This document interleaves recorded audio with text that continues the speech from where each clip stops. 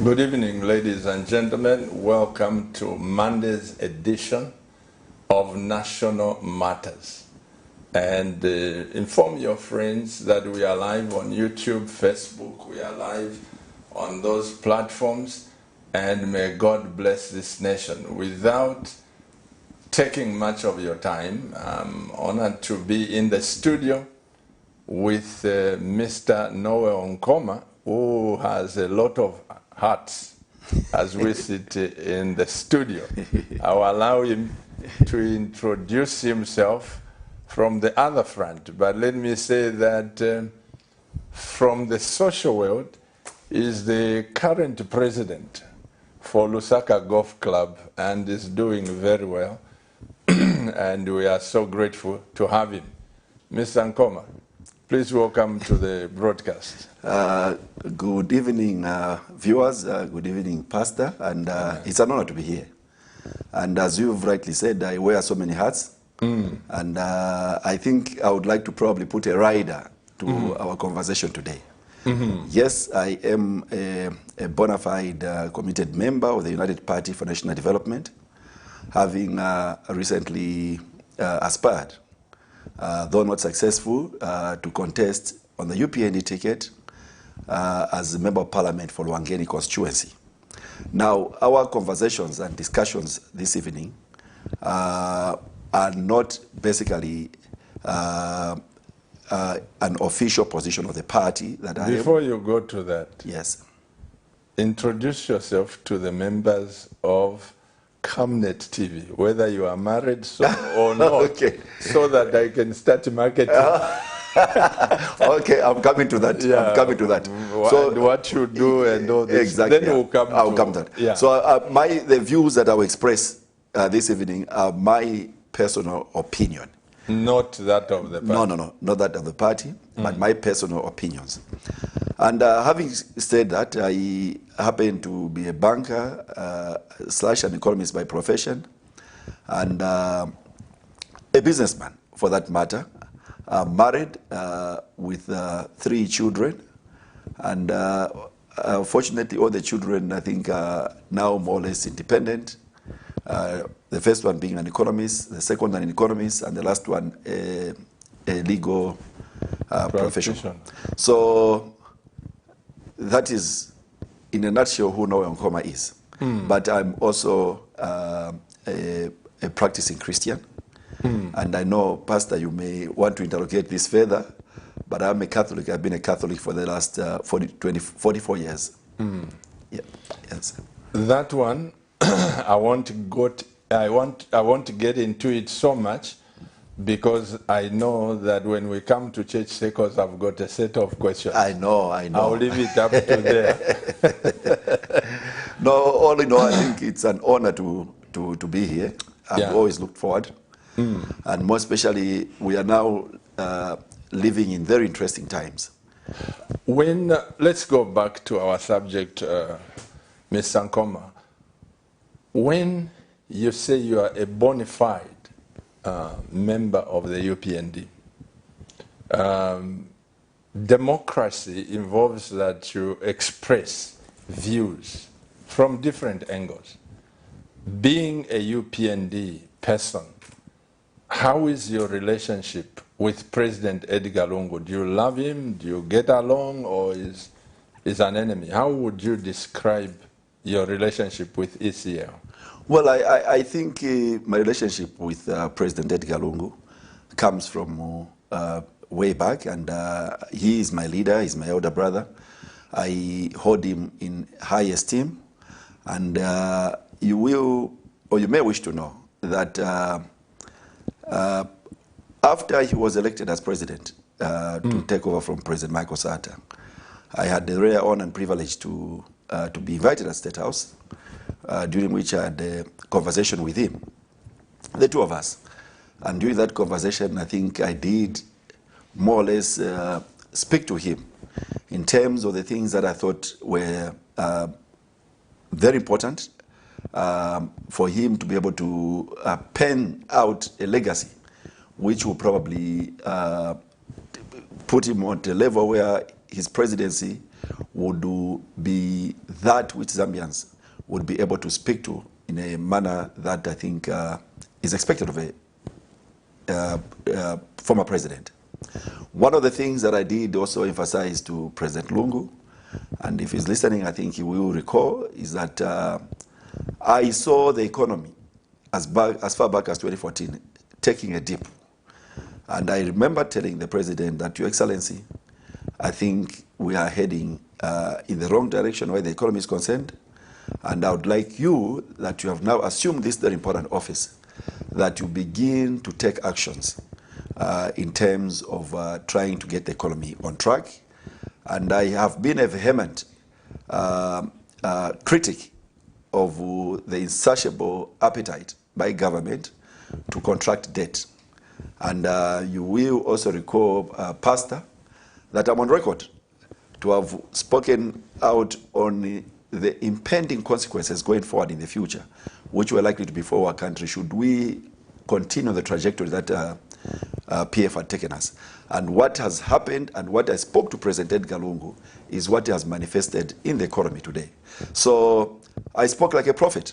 And indeed, the things that we are now witnessing in terms of an economy which is basically underperforming, struggling, poverty levels increasing. You have a situation where there is literally no productivity or growth in the GDP. In fact, or anything, there's a contraction of GDP by almost 10%, if not more. Now, in the current environment that we have, Pastor, you cannot defeat poverty. You cannot create jobs. So it's a contraction of the economy, which I think was also the basis of the elections that we've just come out from. Looking at the result of the economy, I mean, the result of the election, would you say that ECL was, because I look at this not as an election, but as a rejection, would you say that this ECL is a bad man? Well, I think that will be harsh, to be honest with you. I think by virtue of the fact that he was availed or given an opportunity to lead this great country, I think let us continue to respect him and accord him the due recognition that he was our president, and I mean after tomorrow, or he is still our president, and will continue to be our leader. But I think that the leader is defined more by the people who surround him than the leader himself. So looking at the various commentaries that people have made leading to this election and past this election, I think it is extremely saddening that we are now beginning to see a pattern where people believe that the president was not supported enough. The team that he could have assembled around him did not do a good job, to the point that the many things that people are questioning could have been allowed to happen. So I think, Pastor, all in all, you are as good as the team that is around you. So I think that the handlers of the president, I'm sorry to say, did not do a good job in as far as the President Lungu's presidency is concerned. The same will apply even to future presidents, President Hichilema inclusive, depending on how he decides to pick his team. It will be a reflection of his leadership. Yeah.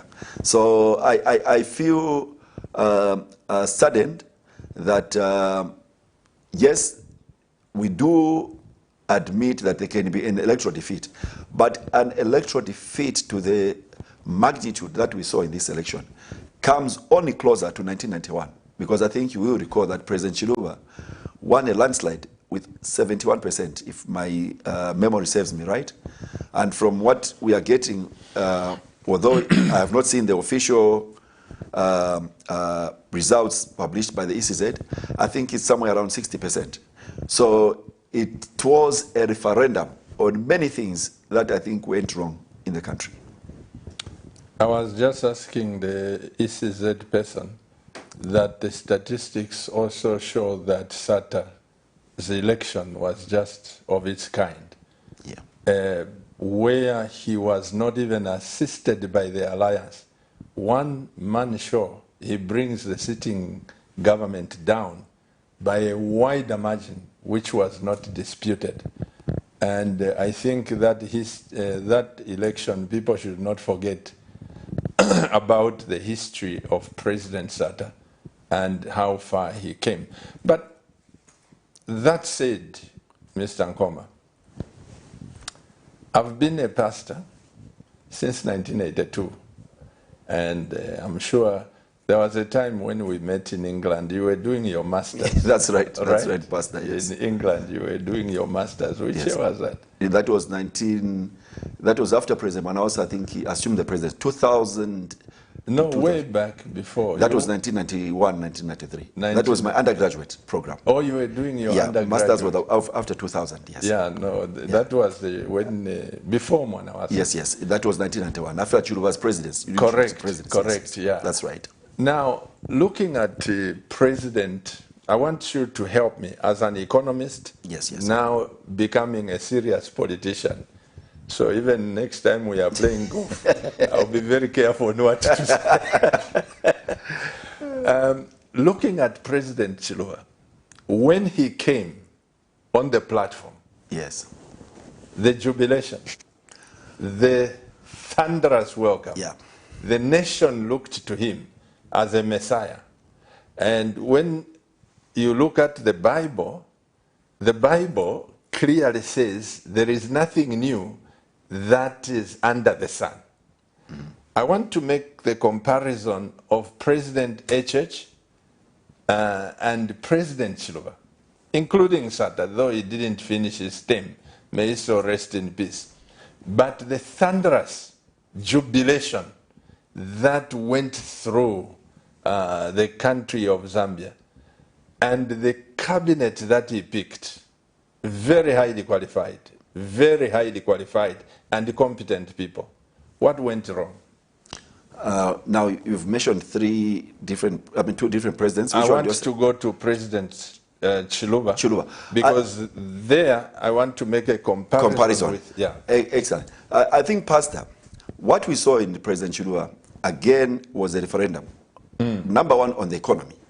And I think there is a very clear pattern that we are seeing in Zambia now, that the economy now begins to become a benchmark of one's right to continue as a president or not.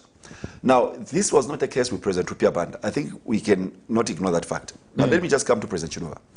President Chiluba's extremely popular vote, 71%, was as a consequence of a referendum on the economy of Zambia. The economy had ground to its knees under President Kaunda. Mind you, the copper prices are dipped. Inflation was in triple digits, right? Was in triple digits. You had a situation where the living standards of the people had more or less collapsed. We had a dysfunctional, what you call industrial base or state-owned enterprises. So all those things basically informed the Zambian voter on how to vote. I can probably draw that comparison to what is happening now. It's no different from what is happening. It has basically been a referendum outside corruption on the way the economy has not been properly managed or mismanaged, so to speak. Now, in terms of, if you look at President Chiluba going to President Michael Sata, President Michael Sata inherited a vibrant economy with all what you call macroeconomic fundamentals going north, meaning that we had a very strong reserves. The exchange rate was extremely favorable. We had a very strong what you call GDP in almost going to double digit. I think the last budget that Honorable Msokotwane presented. If my memory serves me right, I think we're almost heading to 7%. And had that trajectory continued, within 2-3 years, we should have hit 10%. And with 10% GDP, you can start creating as many jobs as you wish. The economy becomes so vibrant that it can absorb so many graduating youths and so on and so forth. Now, what parallel do we draw? President Michael Sata campaigned on the platform of corruption, right? He had no message or anything different to say about the economy, except the fact that he promised people more money in your pockets. And how was he going to achieve that? To lower the taxes. More jobs.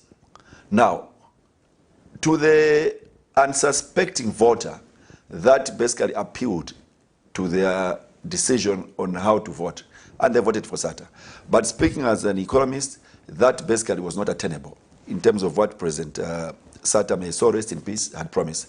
If you are going to lower taxes, then you are basically reducing government revenue, which basically means that government's capacity to invest in the economy for growth in jobs, productivity is more or less reduced. So it was contradictory, but it was a populist kind of position that he took to be able to appeal to the unsuspecting voters. Now, coming to President Chiluba, President Chiluba's message was very clear. He said, let us fix the economy. The economy has broken down. It's not able to provide us the minimum living standards that we aspired for. And two, we are not able to get our children proper, rewarding and sustainable jobs going into the future. And also the fact that the exchange rate had gone through the roof. It was now beginning to become almost difficult to bring in our crude oil imports. You know, the shortages in terms of the fuel, in terms of food, and so many things basically went wrong under UNIP. Now, people voted basically on the promise that President Chiluba was going to fix the economy and get Zambia back on track as an attractive destination for foreign direct investment, and also a country which was open for business, privatization, and so on and so forth. And I think, to me, we should give credit to what we have as a Zambia today because of the hard decisions, that hard and bold decisions that President Chiluba and his cabinet took, which I think we have benefited from and we continue to benefit from. Going to the presidency of President Michael Sata, unfortunately, he was not able to finish his term, but again, it was a populist kind of agenda, which I could have projected had he finished his presidency. Probably he was not going to achieve the things that he promised. Because one, the resource envelope was going to be constrained. Why do I say so? You remember one of the first actions that he took was to almost double the salaries for civil servants. And at the same time, you reduce the revenue stream, which is the taxes. So these are two variables moving in the opposite directions, which was going to create what you call a resource constraint on the budget. So in the short to medium term, it probably could have worked, because why? We had a very strong foreign reserves, which we're going to be able to kick in to support what you call increased or elevated appetite by government to spend. In the long term, we're going to have a problem. Probably not to the magnitude or to the extent that we have now, but something closer to that. Why? Is because a populist agenda does not fit in well with what you call an open and liberalized economy framework that Zambia has at the moment. Because we may not admit it, but this is a capitalist economy. And I want to emphasize that point. We may not admit it, but we are in a capitalist economy where basically, the key drivers of the economy are those who want to invest for a profit, right? Those who want to invest for a profit. People will be attracted to come into the Zambian economy to invest, create jobs, create wealth, only if they are guaranteed that at the end of the day, there will be a return on their investments. And that can only be created if the economy is fully liberalized. The labor market is fully liberalized, and the exchange controls are also discarded, and a free exchange regime operates. That's how a capitalist command economy operates. That's what we are in. So to me, we should be able to say to ourselves that with this transition that we are going to witness tomorrow, we should be able to say to ourselves, let us reset the Zambia that we want. How do we reset it? One, begin to restore what we call credibility to the governance of the country. Now, credibility is what it's an intangible asset, but it has got a premium or a value. Let us restore integrity in government and governance. Then most importantly is the fact that we should now be able to say to ourselves that with integrity, credibility, let us now restore that most important asset for any emerging economy like Zambia, what you call confidence. I should be able to have confidence that if I invest in Zambia today, the government policies will not change overnight to be able to disadvantage or appropriate my assets by the nation. We have seen this happen with KCM. You know the KCM story. It's no different from a government appropriating private assets. We have seen what has happened, and I hope I will not be cited for contempt, but I hope this matter was, I think, already decided by the courts. I think CEC, if I have dealt into something which is before court, I apologize. But we saw a pattern where the government now began to take those actions which did not speak to a free market economy. Then the other thing that I would like to also maybe sense out here, Pastor, if you may permit me, is that let us not take this country back to nationalization. We are seeing a position where IDC is beginning to crowd out the private sector in terms of them getting in those sectors which ordinarily should be left to the private sector. Yes. So to me, going forward, and I hope that our new UPND administration will revisit some of the policies which basically talk not only to industrialization, but also to how business should be able to be supported going forward. Yeah. President Hakainde Hichilema, in his maiden speech at his residence, said he's going to rule this country on zero tolerance, zero corruption tolerance, meaning that he won't tolerate this. But in your own view, do you see that somebody may depart from the norm and be caught red-handed in some transactions or project of corruption? Or you don't see that? No, we are all human. And the President Hichilema's aspirations may not be shared by others. Because mind you, he's taking over a government which has been tainted to a great extent, whether wrong or right, that the administration of the PF was wedded in corruption. Now, I am yet to come across a country which has totally wiped out corruption, right? And I think, to me, it is good to make pronouncements which basically inform or basically try to give a signal in terms of what kind of administration would like to run. Well and good. I think the intentions of President Hakainde Hichilema, no doubt about it, are good. But it is a people, right? Do they buy into what the president would like? President Mwanawasa, you do recall that in his 7 years as president, he every day preached against corruption.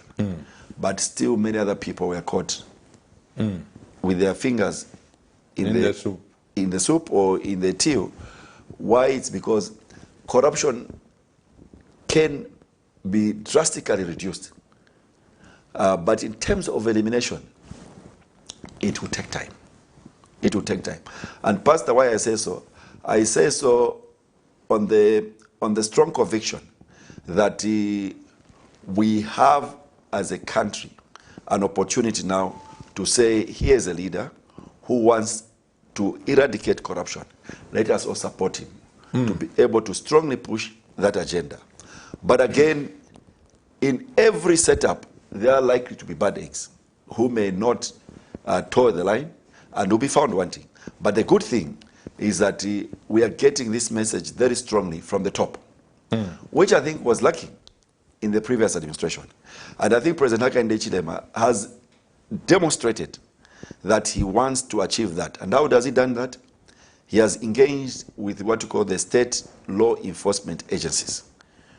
He's pledged total support in terms of resource for them to be able to effectively execute on their mandate without political interference or push, which is good. Give them the full independence to discharge their mandate to the benefit of the Zambians. Now, one of the things that I think, Pastor, we should be able to see going forward, and if President Hakainde Hichilema has to succeed, is that let us deal with the big fish. The moment you start punishing the big fish who are caught engaging in corrupt activities, you are sending a message to the ones below. And one thing that I think is very clear in my mind is that the goodwill is there, because the Zambians have seen what corruption is able to do to their lives. It erodes their capacity to be able to earn a decent living and so on. So I think with this opportunity that the UPND presents, let the country now begin to equally adopt a zero tolerance on corruption. In that way, if you sing about corruption, I sing about corruption, the neighbor sings about corruption, then an opportunity or chances of corruption manifesting in our communities, in our workplaces, in our churches, in our political parties, it begins to get diminished. And that is a Zambia that we want. I'm so grateful for that elaborate explanation, Mr. NKHOMA. I had the privilege of asking two prominent ministers whom I won't mention, may their souls rest in peace, during the Chiluba government. When we were just changing from Dr. Kaunda to multipartism, I remember standing in town where there is ShopRite now, and these two ministers were about to come into power. We were not sure whether MMD would pick up. And I said, why are you excited about thinking that Kaunda's messed up and all this you are saying? Then they said, Pastor Chuba, give us time. Within 3 years, this economy, you see it change. And story short, after seven years, I met the same ministers, Mr. NKHOMA, and I said, has the economy changed? What have we achieved apart from you selling the assets? They said, you know, Pastor Chiluba, it's one thing to say something before you get into the system, and it's another thing to execute certain things. In other words, when they got in there, they discovered that it's not as they thought. Do you think some of the ministers working with President Hakainde Hichilema and all this, they may just wake up to the fact that actually the president has this vision, but performing and bringing to where it's supposed to be. Do you think that such things may arise where somebody fails to perform? Pastor, that is expected in any kind of arrangement. But I think, let me speak now wearing my UPND hat, because I've had the privilege to to study the UPND manifesto in its totality, and to be able to understand and appreciate some of the things that my party would like to achieve. And if I go back to the manifesto, and knowing the business acumen, the professional acumen of the president of the party, the honor, the vice president, and also the many other MPs who have been elected into office, capacity within UPND is there, no doubt about it. Capacity to be able to deliver on those promises is there, in terms of skill, in terms of knowledge, and also in terms of exposure and experience. Those within UPND, I think, are more than valuable. Now, why am I confident in saying that the UPND manifesto is deliverable? One, on the issues that I think speak to the many people in the rural areas, the issue of fertilizer, where the president has pronounced himself, he wants the price to come down to 250 kwacha. That is achievable.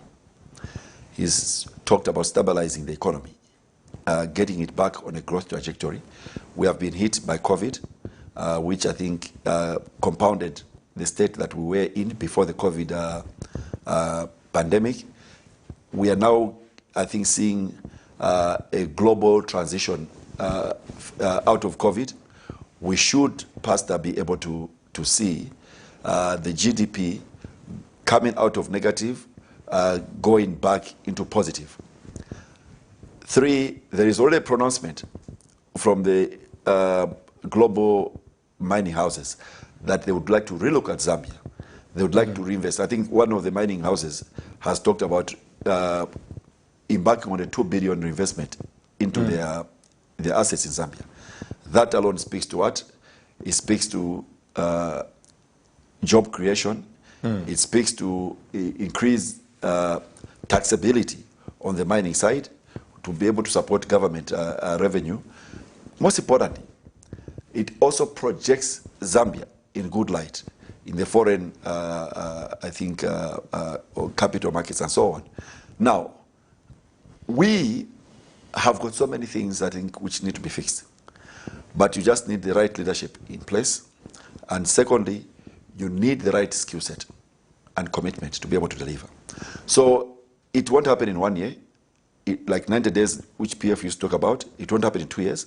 But I can promise you that if we move as a coherent team, sticking to that manifesto, 2021, 2026, come the third, fourth year, you'll be seeing a different Zambia altogether. Because, mind you, it takes time to fix a broken economy. It takes time to fix a broken economy. And the elephant in the room is a huge debt that we have. So we require a very strong skill set to be able, one, to renegotiate that debt, restructure it, and begin to unlock the other investment opportunities to come into the country so that our repayment capacity on that debt is enhanced and we're able to honor our obligations. Mind you, every government that comes in, it will honor the obligations that or contractions of the previous government. But I think if I were the president, I would still insist that, one, all our debt, there should be full disclosure, open disclosure, and thirdly, and most importantly, we should be able to conduct what you call a forensic audit on the integrity of the numbers that inform that debt. It is very important because in one breath we hear that the external debt is $12 billion. Somebody else picks up a statement or pops out a statement, it's $15 billion. I think it will be important that, yes, we agree to honor that debt, but I think we should be convinced and satisfied with the integrity of the numbers that inform that debt. What I'm talking about is a source and application. And we should be able to see a correlation which speaks to value for money. It's one thing to contract debt, but did the country get value for that money? So I think those are some of the things that I would urge our incoming administration to be able to pay particular attention to. You've spoken as a UPND member. I would like you to speak as a banker to your pastor. Yes. In America, the banks, they don't fund because you belong to the party, because you are a senior government official. I'll speak from the church point of view. People like T.D. Jakes, you know him, and these big preachers. In America, my friend told me that the banks support the visions, because once you have a vision where you are taking the economy to as an individual, they will fund you and make your dream come true. This is why we are seeing so many millionaires in America. Why is it that in Zambia, Mr. NKHOMA, it is so difficult to borrow from the bank? If I come to you, I want 2 million kwacha, the first thing you ask me is, where is your collateral? In the meantime, I don't even have land. Even the house I live in can't even be valued to 50,000 kwacha. Okay. But you're asking for collateral. Why, as a banker, do you see some time for this policy to change? Because I don't believe, personally, I don't believe all of us should be looking to the government with a begging bowl, Boma Yanganepo. There are those of us, there are so many Zambians, brainy, who can make this economy better in their own individual capacity. Okay. But the banks have become monsters that we don't, okay. As a banker. Pastor, you are very correct. Your assessment is very correct. And I will talk now as a banker. First of all, the risk profile for Zambia is very high. It's very high in the sense that the economic environment, because of what we call subdued GDP, the confidence in the SMEs is highly compromised. Why do I say that? Is because the government has failed to create a conducive environment which promotes innovation. It promotes entrepreneurship. What we have seen, and I'm sorry to say it, under the PF regime, we have promoted more entrepreneurship and patronage than creating real businessmen. Businessmen have more or less had no space to be able to thrive under the current PM regime. And I think we know it. Now, how do we change the narrative? We can only change it by, one, saying to ourselves that what is a growth driver for our economy going forward? We can say as much as we want, but I can tell you, the only growth driver is the SME sector. The SME sector creates more jobs than government can have capacity to do that. But we have not supported the SME sector. Now, if you as a government cannot support the SME sector, now what I'm saying supporting them is not by government getting handouts, like what they did with those musicians. You take money and give them to musicians without a proper bankable proposal. What we are saying is that let us create an environment where SMEs can see that, one, the banks begin to listen and listen to them. How do we do it? If government comes up and says, commercial banks, we want to grow, let's say, the aquaculture industry, but we as government have got our own limitations to be able to fund this. we want to partner with you banks, all right? Let us share the risk. Yeah, let us share the risk. One thing is that government can open up opportunities by way of saying to the banks, if you are going to put, let's say, $10 million into aquaculture, we as a government, we are going to guarantee what? Market access, all right? For the product of those SMEs that you are going to fund, we are going to ensure that there's a guaranteed market access. How do you do that? Commit to ShopRite, commit to Choppies, commit to Pick and Pay. That if we have got $10 million invested in aquaculture, those SMEs who have contracted loans from the banks should have a ready market. The SMEs are not asking for handouts, Pastor. All they're asking for is that little push from government. Secondly, you tell the banks, we want to grow, let's say, the cashew industry. And we know that this is a long-term investment. You begin to realize the benefits or the yield maybe after 5 years. Now, banks in Zambia lend on short term, 1 year. Now, what business can honestly, what investment can you do to be able to have a payback within 1 year? If you are, let's say, into cashew, you want to start a cashew plantation, minimum is 4 years. About 4.5. 4.5. Is that something? Minimum is 4 years.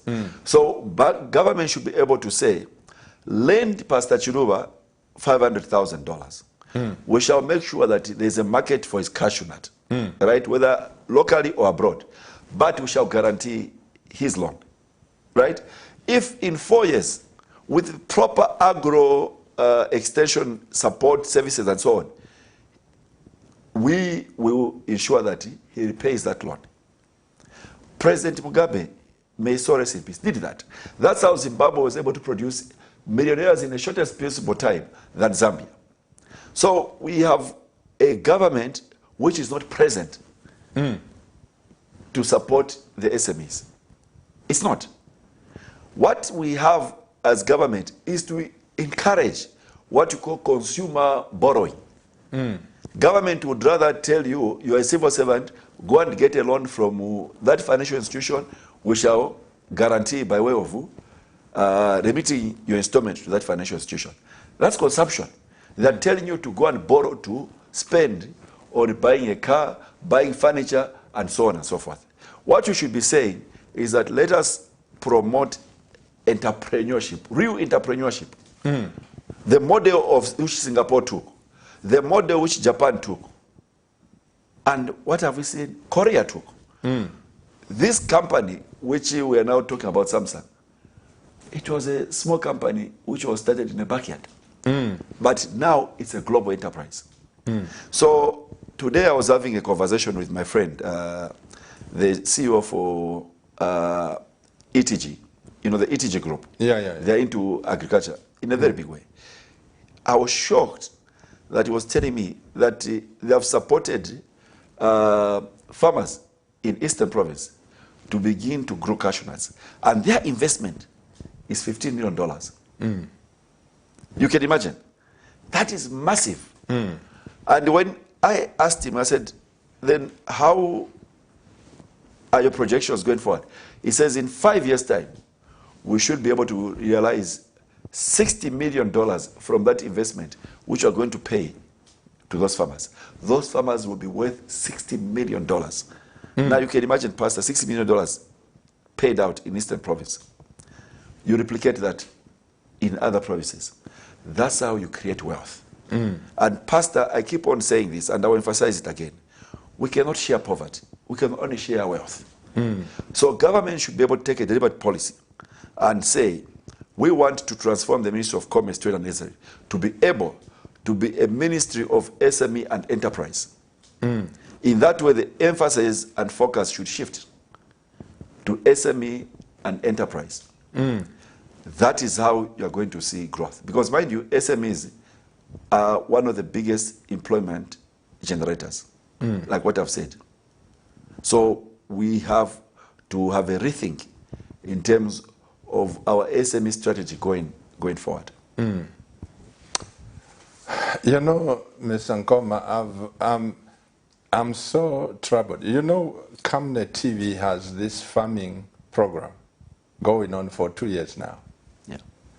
And we have over 8,500 farmers that subscribe to NKHOMA TV. With that, we have over 520,000 hectares of land in Zambia. And our projection, the people who are working with NKHOMA TV, they are scientists, they are agronomists, they are from all this background, professors who have been able to say, we can turn this economy. And I've submitted this to powers that be, and I shared with President ECL. And our projection is that we can hit between 5 to 12 billion US dollars through agriculture, and the markets are there, out there. But why is it that as banks, even if I bring you, this is my proposal, it takes time. For example, when we approached the bank to say we'd like a television station, they asked for this, We couldn't even raise money. We started with 2 cameras here, just believing God. Even when we got the loan, you are aware that we got the loan to build the church and these studios. I was taken to court.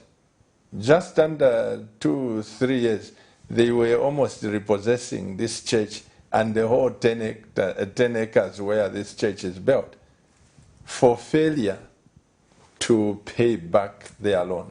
But thanks be to God, one of our church members said they can't take the church and take this land at 600,000 kwacha. We were given the money, you know, and we paid off. But the story is, today the same people that took me to court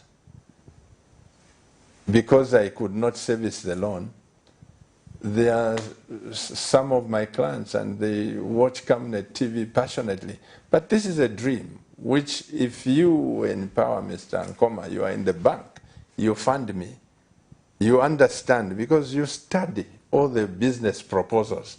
You study, can this become viable or not? But alas, there are so many people who have gone to the grave. There are so many people walking the streets with brains that can turn this economy. I don't know. How do you intend to tap in the individual talents that... Yes.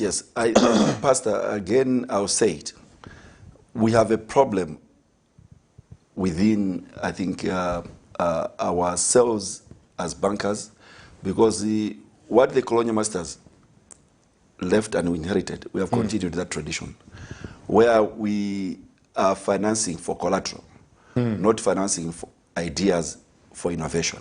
That's a difference.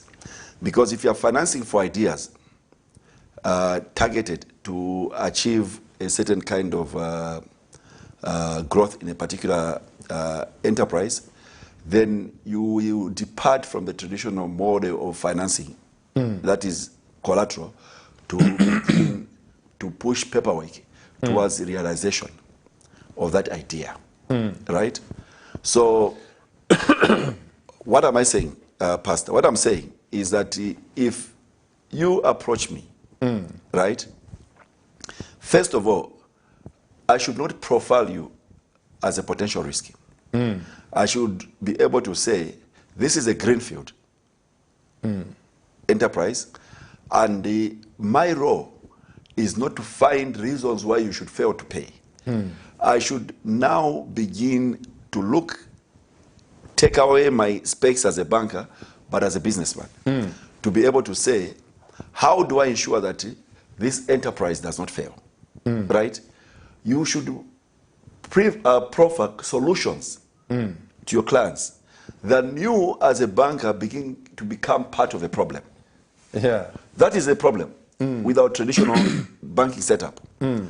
I have had the privilege of being on both sides. as a commercial banker and as a micro. A businessman. Micro. So I've had a feel of both worlds. And I think, to me, the earlier we begin to fund or finance innovation and ideas, that is what can guarantee growth of this economy. Now, you remember Pastor Dib earlier said, but we need government to be present. Because just that undertaking or guarantee by government, which I think I should applaud what the PF administration did in terms of bringing about, through the Bank of Zambia, the stimulus fund. That, to me, I think was beginning to, was the beginning of a realization that government has got a role to play in terms of supporting businesses and private businesses for that matter. Now, as much as it only had to take COVID to trigger that kind of intervention, had it started years back, Pastor, your cry would not have probably been there. Because I think government should continuously begin to realign itself with the dreams and aspirations of its SMEs for it to achieve growth. The stimulus under the Bank of Zambia, to me, is one such brilliant intervention, albeit as late as it may be, but I think it was a good thing. But I think we should not let this kind of intervention only be during this time of COVID. But let us begin to say to ourselves, even past COVID, we should be able to support our industries.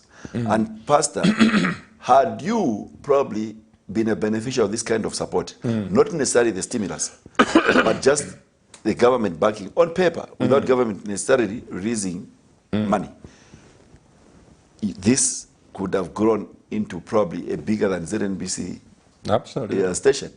So we should now, we have an opportunity that the incoming president is a businessman, is a professional, highly traveled and exposed, highly skilled. Let him now begin to relook at how the private SMEs sector can be able to grow, so that that should be able to mark his legacy after his tenure in office comes to an end. So I really share your frustrations, and I think that banks should now begin to remodel their thinking with the view that this traditional issue of collateral should not really be so prominent in assessing your credit worthiness or your credit risk. I want to ask something, Mr. NKHOMA. You are a banker, like I said. You are now turned a politician. And there is something that I've noticed, especially in this past election, which, if we are not careful, could derail the efforts that President-elect wants to put into place. I say this because there was an outcry, and me sitting on the side of the media, you hear people talking about how divided this country is in terms of tribes, and also the voting patterns and all this, that social component. I'm so glad that President HH, in his speech again at his home, he said he wants to work on uniting the nation. Tomorrow, there is this inaugural, and I heard Mr. Mucheleka and saying, please come, don't marginalize anybody. I think that's a right path. How do you see the nation going forward, getting united on social platform, where President HH, President Hari Kalava, President Nevas Mumba are called and sit like this around the table and say, this is our nation? Do you see this happening in Zambia? Because that has been the weakest link again. Once you defeat me, I can't even support what you are doing. Once I leave power and those people who are on this side, now we go proper opposition. Do you see this unity coming through? Okay, there are two things that you raise, Pastor. One is the issue of tribalism. And secondly is the issue of the leadership being able to demonstrate that, yes, there could be a different polarization of ideas, but I think ultimately we should be able to demonstrate that we are a united leadership. Now, Pastor, if you will recall, tribalism under President Kaunda was a thing that troubled him to the point that he took those actions to be able to unite us. Now, if you look at how Tanzania was able to deal with the issue of tribalism under President Julius Nyerere, may he so rest in peace, is that he had to take the most drastic tool available to him by being able to immediately derecognize chiefdoms. As we speak, there's no chief in Tanzania. Already? There's no chief in Tanzania. And I think there's also another country, I'm not sure which one it is, where I think even in Zimbabwe, the issue around tribalism, as far as Julius Nyerere was concerned, it was strongly anchored on the chiefdom system. Now, we are not advocating that even in Zambia we should do away with what we call traditional leadership. But I think, to me, the starting point should be beginning to address the role of chiefs in national affairs. Right? The moment they become so prominent and identify or speak for their own, it now begins to become a contest for tribe, which I think is not the path or trajectory that we should be taking. We, I think, should be able to say to ourselves that what is our common denominator? It's Zambia, right? So which basically means that before you are the tribe, you are a Zambian first, right? Before tribe. But I think, to me, let us go to the extent, which may not be whatever, to criminalize any tribal undertone. Criminalize it. Like the way you criminalize what you call rape. Criminalize it. Right? Because in that way, people will begin to appreciate the seriousness of this cancer called tribalism. So it's something that basically creates classes among citizens. If you come from this region, you are first class. If you come from that region, you are a second class. So I think the earlier we are able to begin to take a very strong view, the better even for our children and our grandchildren. That no one should utter tribe going forward. This, again, is not only a job or a responsibility for the political leadership, but even you, as a church leader, you should begin to be preaching in your churches against the vice of tribalism. And the other part of us uniting as leaders? Yes, absolutely. And I think, to me, it's unfortunate that we are seeing opposition party leaders not coming together to share a cup of tea. I'm made to believe that they do that in private, but I think let it be in the open so that you and me are able to see that our leaders are able to interact, engage. When I was campaigning in Rwangeni, in the last just ended elections, my supporters did not want to see a member from the PF being seen to patronize or get closer to me. But I told them at one meeting, I said, no, do you know that the PF candidate is not my enemy? She's my sister, she's my friend. And if you people didn't know, I even have tea with her. I even share meals with her. But if me and my opponent are so close, so warm to each other, why should you, the followers, be so repulsive to each other? So, and we, as leaders, we're showing it. If I meet my sister Patricia Panza, would hug, would chat, would joke, and so on, because I wanted to send a message that our political differences should not define our personal relationships or our family relationships. Because this last election was so polarized that families literally were torn apart. I know. Yeah. I So know. to me, this should not be allowed to happen. This should not be allowed to happen. But as you have rightly said, let it start from the leadership. Demonstrate love and mutual affection and respect to each other. Because these things, Mr. NKHOMA, even in the church, unfortunately, I kept preaching on this, and I still preach about this. Yeah.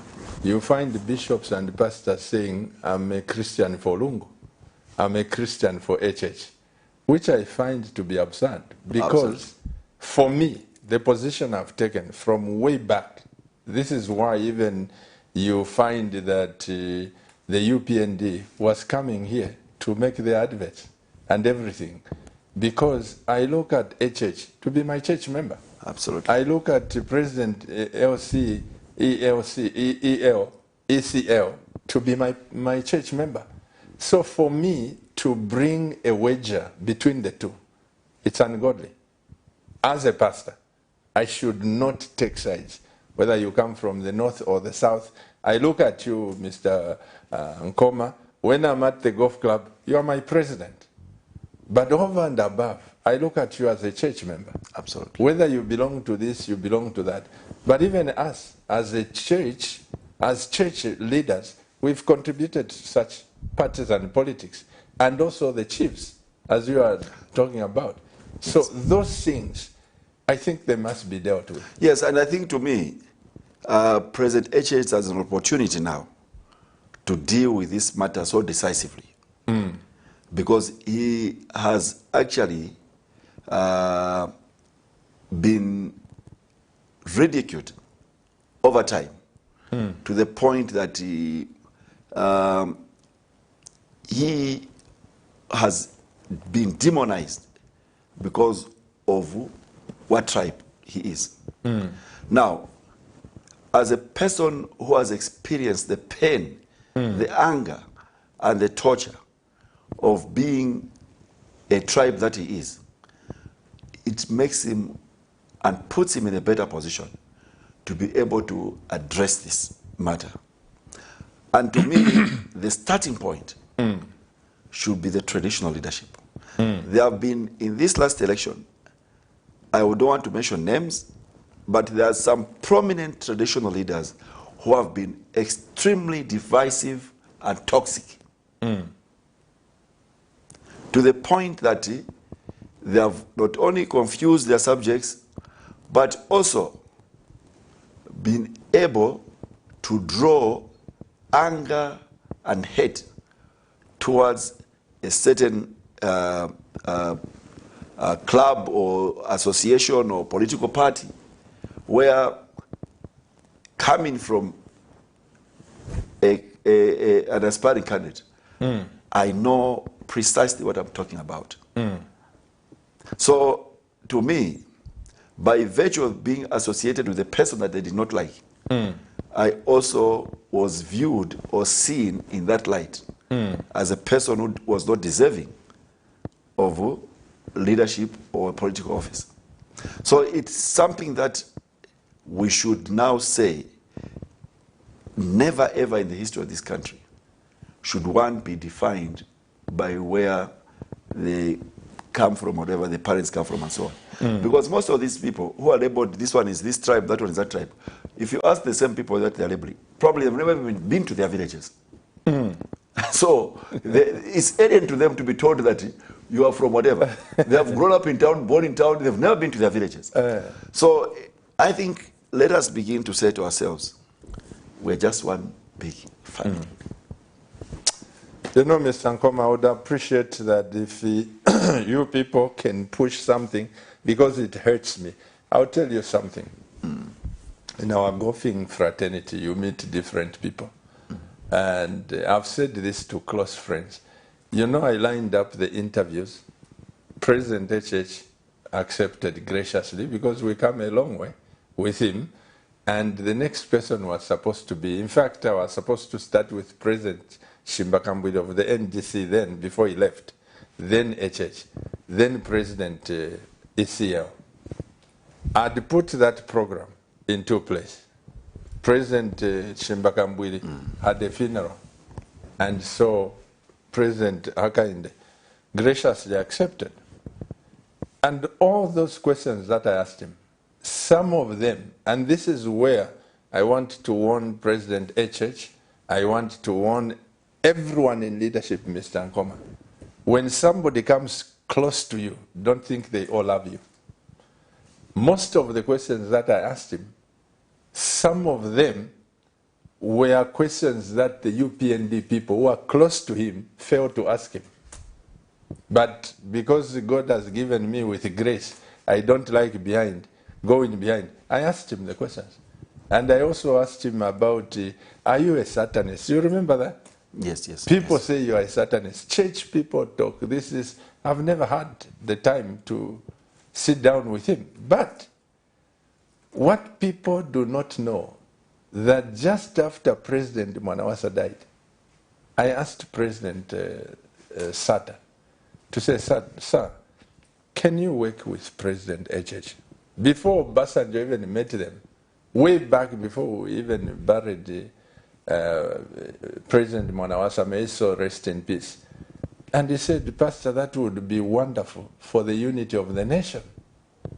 President Hakainde Hichilema again gave me the grace. We were at Pamo's Hotel in the room with two of my leaders in church, 45 minutes.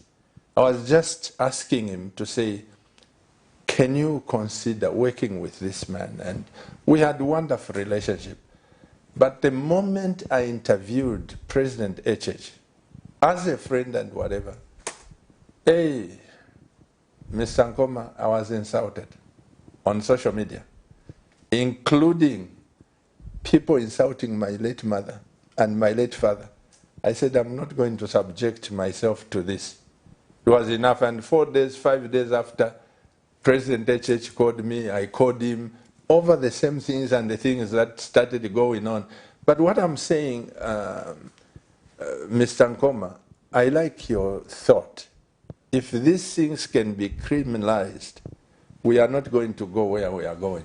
Because yes, this is too painful. Yeah, and Pastor, your experience, I think to me, one of the things that pained me most in the terms of the leadership style of the PF was that by association to a certain political party, you lost your contracts, you lost your job, you lost any opportunity. If you belong to a certain party? Association, not even belonging. The moment you associate with a certain political persuasion, and in this case that should be open, UPND, you lose your job, you lose business contracts, you lose any other opportunity. Really? Oh yes. Many people can render testimony to this effect because according to them, UPND was not an organization which was worthy associating with. Right? Now, that bred so much hatred among us to the point that, I'll give you a personal example. When I was adopted to contest under UPND in Eastern Province, I knew as a matter of fact that one acceptability would have been a challenge, right? But I decided to do that with a conviction that I had a message to deliver to the people of Lwangeni. And that message was not about President HH as an individual, but the value proposition that the UPND was giving the people of Eastern Province, or Lwangeri in particular. Now, because of that adoption, people stopped calling me. People could not openly meet me. Including your friends? Oh, yes. People began to disengage and disassociate with me because I was viewed to have associated with a party which was undesirable. Now, that was only me at an individual level. But I know of many people who lost jobs simply because they took a phone call from a UPND official. Simply because they were seen talking to somebody or in public about the good policies of UPND. Many young people lost their jobs. People could not openly express themselves if they were going to be misunderstood to think that they are supporting UPND. So to me, this was a travesty, an injustice on our country, where people had to suffer because of what they believed in. But also you, Mr. NKHOMA, it's just a warning. You people who are close to presidents, okay, who are close, you and I, from President Chiluba, if you remember, we've been meeting in State Absolutely. House, including ECL. We met not too long. We've met in State House several times. Yes. But never do I come and sit here and say, Zambian people or church members, we should take this. Like I've said, to me, any president who comes in power is my church member. Yeah. And I take that position. Now, you people who are close, Mr. NKHOMA, as you are, and those that will be elected, please let this be a warning. You are not more entitled to President HH than a common Zambian. Absolutely. I think that's the mistake we make. But again, what we need now is a professional civil service. A civil service which is going to have an open door policy. Whether you are UPND, you are PF, you are NDC or whatever, you should whether be given, you are rich or poor. Yes. You should be given the same respect and the attention like you are any other Zambian. The moment you enter an office, the color of your party or your party persuasion or political persuasion should not define you. Right? You should be viewed as any other Zambian who is entitled to that office, attention, and so on. So let us, because the civil servants were so scared. A police officer at one point attending to me, because they had read that I had been adopted in some media, they did not want to attend to my file. Okay. And she was honest to say, Mzancho Sisanchito. Sure. Absolutely. So I think President Hakainde Hichilema has an opportunity now to begin to demystify political affiliation. Let people, I should be free to wear my, if I'm PF, my PF regalia to walk into a government office. Even to go and see President HH, if I'm PF, I should be free. With the PF uniform. To wear regalia. I should not be demonized. I should not be demonized. Yeah, so I think President Hakainde Hichilema has been very clear. He says, feel free to express yourself, wear what you want, and be given the right. Civil servants should no longer live in fear to say if they attend to a PF or NDC or diplomatic party SME, they'll lose their jobs. No. I think, Pastor, this to me should be the new Zambia that we have all been part of to transition into this new era. I pray that next time we meet at the golf course, Mr. President, as my president of the club, this is why you see people like me coming to Rusa Golf Club, play golf. I avoid to make comments, and you never know who has a recorder in their T-shirt. I think that's a thing of the past now. And tomorrow you are reported for something which is, but I am so grateful for the things that you have said, and I just pray that we will rally behind the president-elect and that Christianity must be made. Now, before I let you go, don't just come. You see, this is the first time you have walked at the premises to come and have this interview. No, I've been here, Pastor, before. No, I'm talking about church. Yes. I'm talking about church. Yes.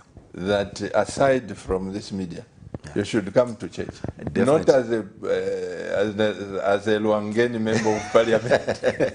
Because had you even told me, Pastor, I could come to Luangeni and campaign bring cabinet and say, this is our president. Yes. You know, that's how it goes. Your last words, Mr. Sorry, Cabinet TV viewers, we have to end here. There will be no phone calls.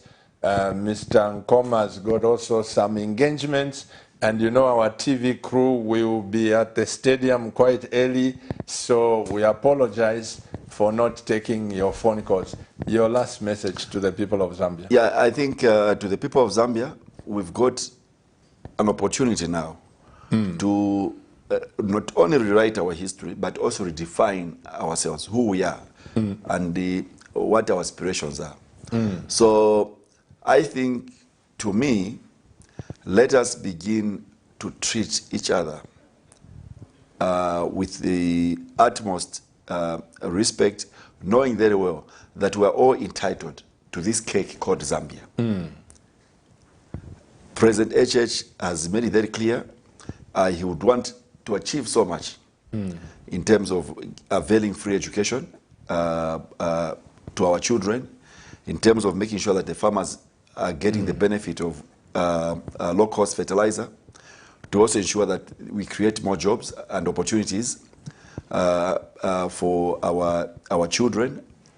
Also, most importantly, let us begin to do those things that do not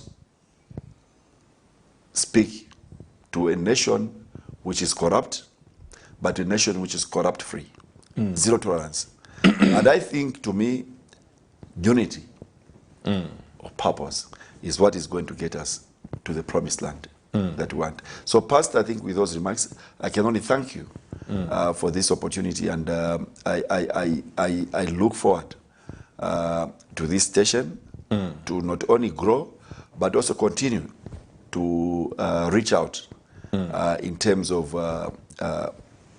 information dissemination to all the corners of the country, so that we are getting the benefit of an enlightened and informative nation. So, Pastor, I thank you so much, and I look forward to being here again. I'm most grateful. On behalf of my wife, Pastor Victoria Chiluba, the CEO of this station and channel, I am grateful and honored to have Mr. NKHOMA, who came at a short notice, and thank God for the heart and attitude he has. And I think going forward, all of us Zambians, as he said, don't look at people, is UPND, is what? The people voted for HH. I'm sure they were, some of them were not even UPND, you know. So let's build this nation, and on the 1st of October, Mr. NKHOMA, we have a conference here, 1st and 2nd of October, for farmers under Cabinet TV. You should come through and see what is happening in this nation. Thank you, There is Pastor. a revolution. Thank you. And please thank your wife to release you from the heavy assignment you had to come and be with me in the studio. Thank you. Keep watching Cabinet TV, and remember, Cabinet TV is not just another channel. We'll see you next time, and God richly bless this great nation, Zambia. Bye-bye.